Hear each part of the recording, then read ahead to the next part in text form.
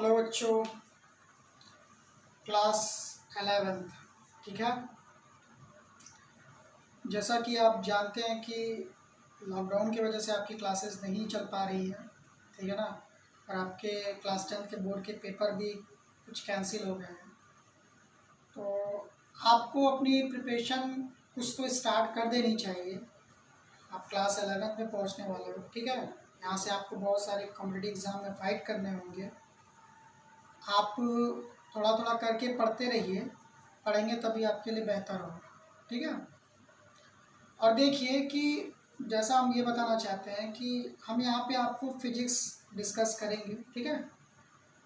तो फिजिक्स से रिलेटेड जो भी टर्म्स होंगे यहाँ पे वो बताए जाएंगे। पहले आपका सिलेबस के बारे में आपको पता होना चाहिए कि सिलेबस क्या क्या है, और उसके बाद 1 बाय 1 चैप्टर को पढ़ते चलेंगे। आप थोड़ा ही थोड़ा करके पढ़ते रहिए, बट पढ़ते रहिए क्योंकि ये ज़्यादा ज़रूरी है ना। तो देखिए, जैसे कि अभी हम लोग के पास टाइम नहीं है बहुत ज़्यादा बात करने के लिए, क्योंकि वीडियो लंबा हो जाता है, ठीक है। यहाँ पे बस देखिए, हम लोग सीधा चैप्टर से ही बात करते हैं कि हम लोग को पहले फिजिक्स में पढ़ना क्या क्या है, ठीक है ना। क्लास 11 का बेसिकली जो फिजिक्स है वो 2 पार्ट में डिवाइडेड है, first term and second term. First term में आपको मैकेनिक्स के सारे पार्ट पढ़ने हैं, ठीक है ना। फर्स्ट टर्म में आपके स्टार्टिंग से 8 चैप्टर आते हैं अप टू ग्रेविटेशनल, लास्ट तक जहाँ तक हो पाता है, कहीं रोटेशनल मोशन तक भी आता है। ये ज़रूरी नहीं है कि बट ये फर्स्ट बुक में आपका ग्रेविटेशनल तक कंसिडर किया गया है, ठीक है ना। तो जो चैप्टर आपने बेसिकली क्लास 9th में पढ़ा था वो यहाँ पे उसको एक्सपैंड करके पढ़ना, बट यहाँ पे और भी बहुत सारे चैप्टर ऐड अप होने वाले हैं। जैसे कि आपको यहाँ पे पढ़ना क्या क्या है, फिजिक्स को आपको क्लास 11th फिजिक्स को यहाँ पे देखिए जो डिवाइड किया गया है first term and second term, ठीक है ना।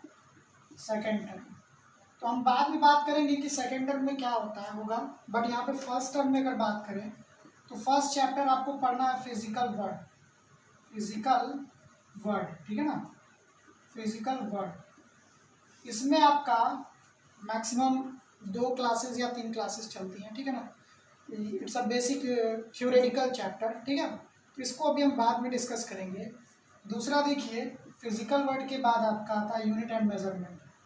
यूनिट एंड मेजरमेंट बोला जाता है कि ये फिजिक्स का सबसे इम्पोर्टेंट चैप्टर है, क्योंकि यहीं से यूनिट के बारे में हमें पूरा जानकारी लेनी है, ठीक है ना। कि कहाँ से यूनिट आया और बाकी क्यों यूनिट की ज़रूरत पड़ी, क्यों हमें फिजिक्स में मेजरमेंट करने की ज़रूरत पड़ी, ठीक है ना।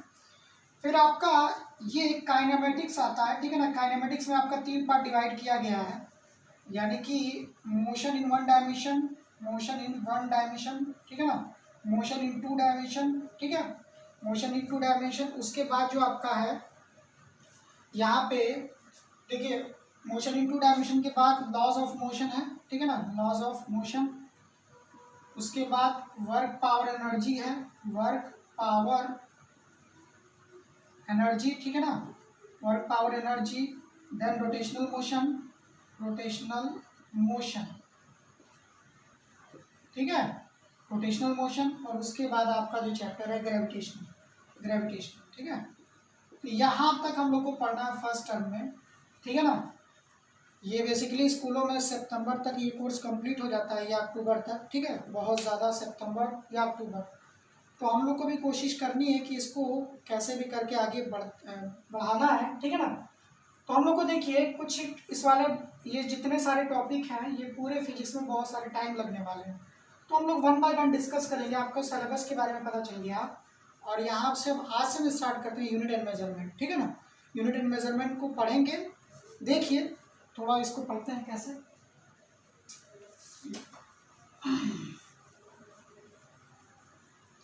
ठीक है।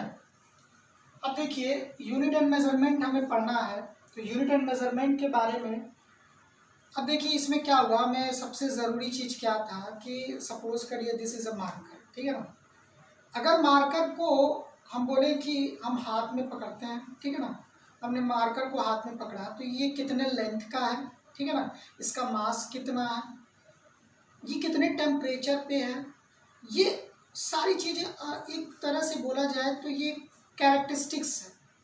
ये क्या है, कैरेक्टरिस्टिक्स के बारे में बता रहे हैं, मार्कर की कैरेक्टरिस्टिक्स के बारे में कि इसका लेंथ कितना है, इसका मास कितना है, इसका टेम्परेचर कितना होना होगा, ठीक है ना। बहुत सारी चीज़ों के बारे में हमें बताना है। देखिए फिजिक्स में जो चीज़ें हैं, फिजिक्स में बेसिकली मेजरमेंट का बहुत ज़्यादा इस्तेमाल है, ठीक है ना, क्योंकि बिना मेजरमेंट और यूनिट के फिजिक्स को समझना बहुत ज़्यादा मुश्किल है।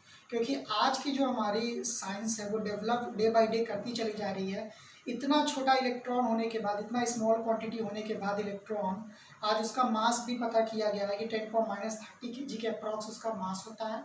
और इतना बड़ा यूनिवर्स 10⁻55 kg यूनिवर्स के बारे में भी पता किया जा रहा है। अर्थ का भी मास पता करते हैं हम लोग, ठीक है ना। तो बहुत सारी ऐसी क्वांटिटी हैं नेचर में। नेचर को अगर समझना है हमें तो जैसे सन से लाइट आ रही है, तो सन से लाइट आ रही है तो कितने रेडिएशन की अभी आ रही है, ठीक है ना, कितना उसमें से एनर्जी आ रहा है। तो सारी चीज़ों को मेज़र करना ज़रूरी है। आज गर्मी है, आज गर्मी है, कितनी गर्मी है, ये बताना ज़रूरी है ना फिजिक्स में।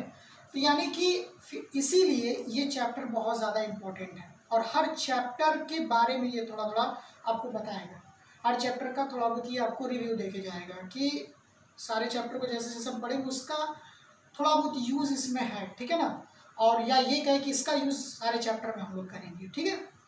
अब देखिए कि अभी हम जैसे आपको बता रहे थे कि ये क्या है, तो इसमें हमें नेचर के बारे में जानना ज़रूरी है। क्योंकि हमें नेचर में दो चीज़ें दी हुई है, एक है रेडिएशन या जिसको हम लोग एनर्जी बोलते हैं, दूसरा है matter. Matter in the sense, यहाँ पे हम लोग क्लास 11th में पूरा मैटर के बारे में ही पढ़ते हैं। वैसी चीज़ें जो हमें दिखाई पड़ती हैं, वैसी चीज़ें जिसके बारे में हम लोग जिसको हम लोग देख सकते हैं, ठीक है, और जिसके बारे में हम लोग फील भी कर सकते हैं, वो सारी चीज़ें यहाँ पे पढ़नी है, ठीक है। यहाँ पे मैटर इन द सेंस मतलब कि जिसके पास मास भी होगा, जिसके पास फोर्स भी होगा, जिसके पास एक्सेलरेशन भी होगा, बहुत सारी क्वांटिटी रिलेट होंगी। बट यहाँ पे देखिए फिजिकल क्वांटिटी किसे बोलते हैं? It is the characteristics of nature which can be measured is physical quantity. ऐसी क्वांटिटियाँ ये किसी भी, ये नेचर में एक कैरेक्टरिस्टिक्स है जो किसी भी क्वांटिटी को मेज़र करती है। क्या करती है? किसी भी क्वांटिटी को क्या करती है? मेज़र करती है। उसको हम लोग क्या बोलते हैं? Physical quantity. जैसे इस मार्कर को बताना होगा, मार्कर के कैरेक्टरिस्टिक्स के बारे में, ये नेचर के थ्रू मार्कर है, कुछ भी है, बहुत सारी चीज़ें हैं, ठीक है ना। आज गर्मी है, वही बात, ठीक है ना, कितना है तो मेज़र करके बताना होगा। तो वो सारी क्वांटिटी क्या कहलाती है? फिजिकल क्वांटिटी, ठीक है ना, जो एग्जिस्ट करती हैं, जिसके बारे में हम लोग फील कर सकते हैं, जिसको ऑब्जर्व कर सकते हैं, ठीक है ना, या कभी कभी जिसको ऑब्जर्व भी नहीं कर सकते बट उसको मेज़र किया जाता है, ठीक है ना, मेज़र किया जाता है। तो वैसे ही देखिए फिजिकल क्वांटिटी को दो पार्ट में डिवाइड किया गया है, fundamental quantity and derived quantity. तो इस चीज़ को ज़रा समझते हैं, फंडामेंटल क्वांटिटी क्या होता है, डिराइव्ड क्वांटिटी क्या होता है। आपको ये बात समझ में आई, फिजिकल क्वांटिटी क्या होता है? ये कैरेक्टरिस्टिक्स होता है ये कैरेक्टरिस्टिक्स होता है नेचर का विच कैन बी मेजर्ड, जिसको हम लोग क्या कर सकते हैं? मेज़र कर सकते हैं। नेचर में जो भी चीज़ें एग्जिस्ट करती हैं उसको मेज़र करना, उस चीज़ को मेज़र कर, जिस चीज़ को मेज़र करते हैं उसी को हम लोग क्या बोलते हैं? Physical quantity. जिस चीज़ को मेज़र करते हैं, those quantity which can be measured is known as physical quantity. All those quantity which can be measured, हर वो क्वांटिटी जिसको मेजर्ड किया जा सके वो क्या कहलाती है? फिजिकल क्वांटिटी कहलाती है, ठीक है ना। अब देखिए तो फिजिकल क्वांटिटी दो टाइप की होती है, एक होती है फंडामेंटल क्वांटिटी और होती है डिराइव्ड क्वांटिटी। हमें एक चीज़ तो पता ही है कि हमें किसी भी चीज़ को मेज़र करने की क्यों ज़रूरत पड़ी। हमें किसी भी चीज़ को मेज़र करने के लिए इसलिए ज़रूरत पड़ी क्योंकि हमें ये बताना ज़रूरी था कि कोई, मतलब जैसे किसी रूम में बच्चे बैठे हुए हैं, उस रूम में मैक्सिमम 40 बच्चे बैठ सकते हैं। एक दूसरा रूम है उसमें 50 बच्चे बैठ सकते हैं, 100 बच्चे बैठ सकते हैं। तो हम कैसे बताएंगे कि उस रूम में, हमें बताना होगा ना कि उस रूम में ज़्यादा बच्चे बैठ सकते हैं, उस रूम की खासियत क्या है, उस रूम के पास ऐसा क्या है। तो बोलेंगे उस रूम का लेंथ ज़्यादा होगा, ब्रेथ ज़्यादा होगा, या उसका एरिया ज़्यादा होगा, इस वजह से वहाँ पे ज़्यादा लोग बैठ सकते हैं, ठीक है ना। तो यानी कि कुछ क्वांटिटी है, ठीक है ना। तो अब जैसे बात करते हैं, सिंपल सी बात करते हैं लेंथ के बारे में। हम बोलते हैं लेंथ, अभी मार्कर का लेंथ मेज़र करके बताइए, तो आप मार्कर का लेंथ मेज़र कर लेंगे, ठीक है ना। इस बुक को मेज़र करके बताइए, इस बुक को भी मेज़र कर लेंगे। हम बोलेंगे कि तो यानी कि लेंथ यानी कि लेंथ एक ऐसी क्वांटिटी है जो किसी भी लेंथ को मेज़र कर सकती है। यानी कि ये क्या है कि लेंथ एक ऐसी क्वांटिटी जो कि मेज़र करने के काम में आती है। अब जैसे कि आपको बताया जाए कि हाइट को मेज़र करिए, तो हाइट को मेज़र करने के लिए हमें क्या बोलना पड़ेगा, लेंथ ही बोलना पड़ेगा। चौड़ाई को मेज़र करिए तो उसके लिए भी हमें क्या यूज़ करना पड़ेगा, लेंथ ही यूज़ करना पड़ेगा। यानी कि लेंथ एक ऐसी क्वांटिटी है जो एक अकेली ऐसी क्वांटिटी है जो कि एग्जिस्ट करती है, जिसका रिलेशन किसी और चीज़ से नहीं है। जैसे एग्जांपल के तौर पे बात करते हैं, इसका मास कितना, ठीक है। अगर हम इसको हाथ पे रखें तो ये हाथ पे प्रेस करेगा नीचे की ओर, इसका मास है कुछ ना कुछ, ये प्रेस करेगा। दूसरे ऑब्जेक्ट को रखेंगे तो ये अलग प्रेस करेगा हमें, यानी कि ये कम प्रेस कर रहा था और ये ज़्यादा हमारे हाथ को प्रेस कर रहा है। तो यानी कि इसका, अब देखिए इसका लेंथ क्या है, कुछ है, इसका लेंथ ज़्यादा है, तो हम ये तो बोलेंगे नहीं कि लेंथ के ऊपर डिपेंडेंसी है। अब आप एक बात बताइए कि इस मार्कर को, अगर हम इसको, मार्कर इतने बड़े लेंथ का है, ठीक है ना, हम इसको इस पे रखते हैं तो ये हमें प्रेस करता है। और अगर हम वही कहें कि हम 1 kg का मास ले आते हैं, 1 kg का बटकरा जो टाइप का होता है, ठीक है ना, जिससे मेज़र करते हैं, तो 1 kg का अगर आप अपने हाथों पे रखेंगे तो वो ज़्यादा प्रेस करेगा, तो उसका लेंथ कम है फिर भी वो ज़्यादा प्रेस कर रहा है। इसका लेंथ ज़्यादा है लेकिन ज़्यादा प्रेस नहीं कर रहा है। तो यानी कि लेंथ और मास दो एक अलग अलग क्वांटिटी है जो कि एक दूसरे से अलग है, डिफरेंट है। बात समझ में आ रही है? लेंथ का मास से कोई रिलेशन नहीं है, मास का लेंथ से कोई रिलेशन नहीं है। अब जैसे बोले कि आज टेम्परेचर ज़्यादा है, आज गर्मी ज़्यादा है, तो हम क्या बोल रहे हैं, कल गर्मी कम था, तो उसका बताइए क्या लेंथ से कोई लेना देना है क्या? कोई लेंथ से कोई लेना देना नहीं है, ठीक है ना। अब जैसे कि अगर हम आपसे बात करें कि वीडियो कल अगर हमें बनाना हुआ तो हम बोलेंगे कि कल हम बनाएंगे, तो बताइए उसमें लेंथ से कोई लेना देना है नहीं। उसके लिए हमें कौन सी क्वांटिटी इंट्रोड्यूस करनी पड़ेगी, टाइम। क्या इसमें गिवन है टाइम कि हाँ कल यानी 24 आवर्स के बाद ये फिर से वीडियो आपके सामने आएगा, ठीक है।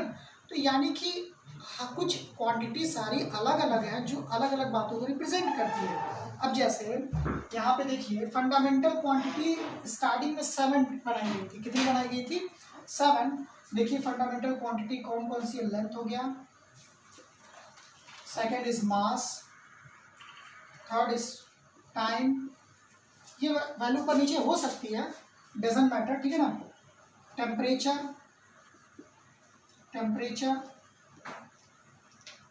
Electric current, amount of substance,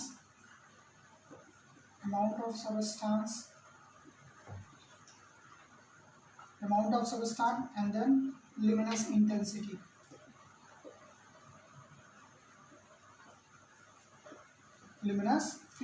ठीक है ना।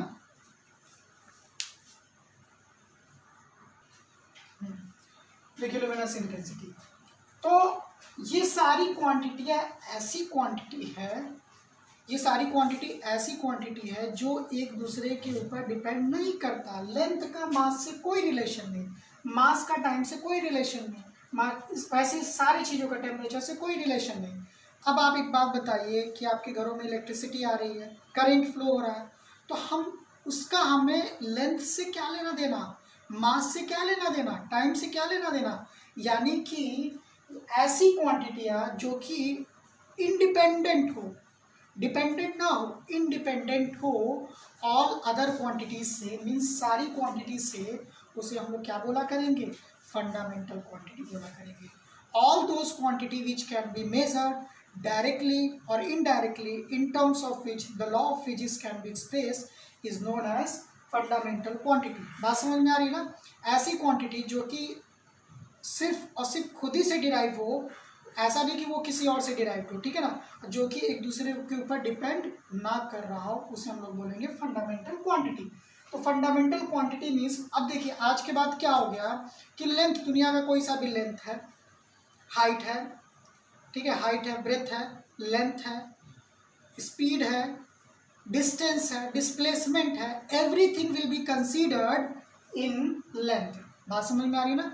यानी सारी चीज़ों को हम लेंथ, सिर्फ एक ऐसी क्वांटिटी मिल गई हमें जिससे कि दुनिया का हर लेंथ, मतलब कि हाइट वाली हो, चाहे ब्रेथ वाली हो, चाहे कुछ भी हो, हर चीज़ को मेजर किया जा सकता है, बट मास से रिलेशन उसका कोई नहीं होगा, ठीक है ना। आप कपड़ा खरीदने गए, ठीक है ना, 2 सेंटीमीटर, 4 सेंटीमीटर, 10 सेंटीमीटर, उससे मैटर नहीं है, 10 मीटर, 50 मीटर, ठीक है ना। बट आपको बस इतना याद रखना है कि length is a fundamental quantity. कौन सी क्वांटिटी है? Fundamental quantity.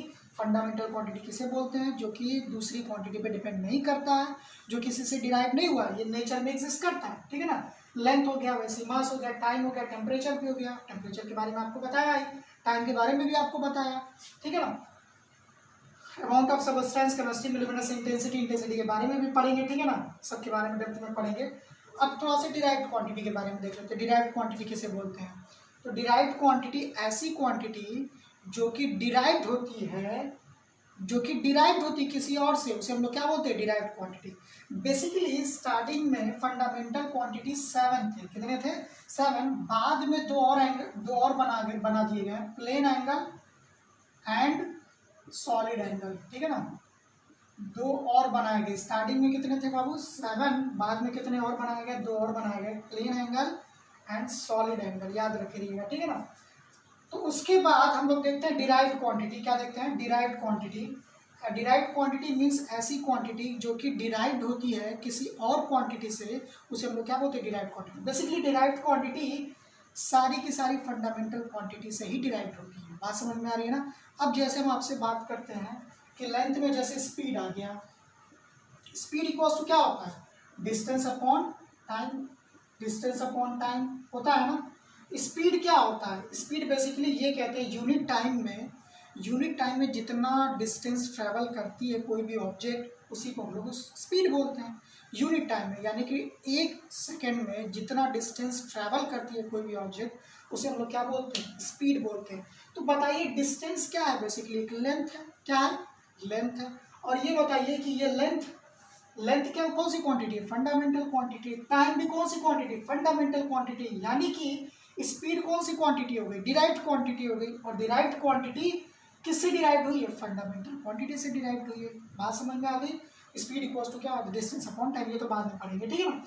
अब देखिए, अब जैसे हम बात करें कि force equals to mass into acceleration. Force equals to mass into acceleration. Mass है, एक्सेलरेशन है, तो हमारा क्या मिलेगा? फोर्स मिलेगा। तो बताइए मास एक फंडामेंटल क्वांटिटी है कि नहीं है? फंडामेंटल क्वांटिटी, बिल्कुल।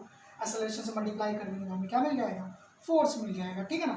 तो देखिए, अब जैसे कि इन बातों पे डिस्कस चल ही रहा था, डिस्कशन उस वक्त चल रहा था, सारे लोग बैठ के अपना डिस्कशन कर रहे थे, तो उसी में ये प्लेन एंगल और सॉलिड एंगल भी आया। प्लेन एंगल मीन्स जैसे कि हम आपको बताएं कि ये कोई प्लेन है, यहाँ से कोई लाइन है, कितने एंगल पे बेंड है। बात समझ में? Theta angle 90 degree, 60 degree, 30 degree, जो भी एंगल हो, ठीक है ना। उससे कितने एंगल पे, प्लेन में कितने एंगल पे। सॉलिड एंगल क्या होता है? सॉलिड एंगल आप जानते हैं, वो एंगल जैसे कोन, सपोज करिए कोन, या जोकर वाला कैप, ठीक है ना, या बर्थडे वाला कैप आपने देखा होगा, उसमें सॉलिड एंगल बनता है। अभी आपने क्लास 10 में जस्ट पढ़ा है कोन वगैरह के बारे में, सॉलिड कोन, उसमें जो बनता है एंगल उसे हम लोग बोलते हैं सॉलिड एंगल। और जो प्लेन में एंगल बनता है उसे हम लोग क्या बोलते हैं? प्लेन एंगल बोलते हैं, ठीक है। तो ये देखिए, ये कुछ बातें हमारी, कुछ कंडीशंस थी, ठीक है ना। उसके बाद अभी हम यूनिट के बारे में भी पढ़ेंगे कि यूनिट क्या होता है, क्यों यूनिट की हमें ज़रूरत पड़ी, ठीक है ना। यूनिट आखिर लिया कहाँ से गया, 1 मीटर लेंथ कहाँ से माना गया, 1 मीटर 1 kg मास कैसे कंसिडर किया गया। तो जैसे 1 मीटर लेंथ के बारे में बात करें, तो जैसे सभी लोग बैठ के 1 मीटर लेंथ का कंसिडर कर रहे थे, कुछ स्टैंडर्ड से कंपैरिजन किया उन्होंने। कंपैरिजन द सेंस मतलब कि सारे लोगों की बैठक हुई और वहाँ पे उन लोगों ने कहा कि कुछ मेज़रमेंट ले लिया। कुछ मेज़रमेंट को उन्होंने क्या दिया कि आप आइए, अपना मेज़रमेंट लेके लकड़ी लेकर आइए या फिर रॉड लेकर आइए, उतने ही रॉड का आप मेज़र करिए। अब मेज़र करके इसी को 1 मीटर बना दिया गया। अब 1 मीटर बना के सारे कंट्री में इसको भेज दिया गया कि आप सभी लोग इस चीज़ को 1 मीटर आज से माना करेंगे, ठीक है ना। तो 1 मीटर बेसिकली एक स्टैंडर्ड लेंथ होता है, ठीक है ना, जिसको बनाया गया होगा, सारे लोगों ने बैठकर बनाया है। तो उसके बारे में भी स्पेशलिटी होती है, इसके बारे में भी डेप्थ में पढ़ेंगे। बट अभी इतना ही, बस अभी आप समझिए, देखिए आपको क्लासेस समझ में आ रही है कि नहीं समझ में आ रही, इसके बाद कंटिन्यू करते हैं, ठीक है। बाकी आप पढ़ते रहिए।